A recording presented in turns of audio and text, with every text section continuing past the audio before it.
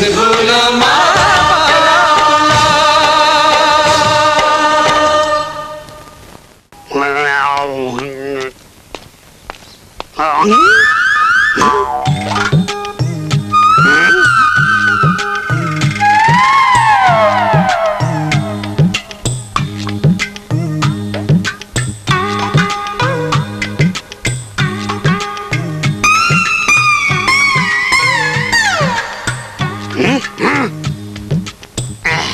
बने बने गुनगुट्टी सोने हाँ नवा बहुलाने हाँ।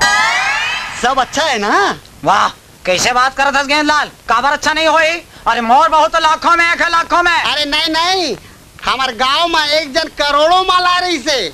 अरे मर्सिडीज में फर ले आ रही से और स्कूटर में सर ले भाग गए। तन सुनात कौन लहज पे पकड़ रही? पैचो बस साले फोसवा करेला सुनाना कहा बे? समझदार बार इशारा काफी होते।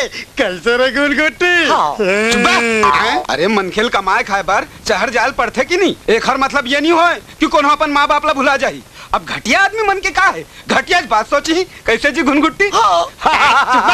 साले बड़ा घमंड रही से, मोर तीन तीन बेटा है। अरे अभी एक जन तो छोड़ के चल दी से भूस ले और सारा आकर निकल के फूस ले। अब सारा गांव जाना थे। कैसे रे गुनगुट्टी? अरे चुप, जे काम करे बर जाना है वहाँ जाओ ना मोर बाप, जाओ। दौलत मैं बाद में देखूं रे।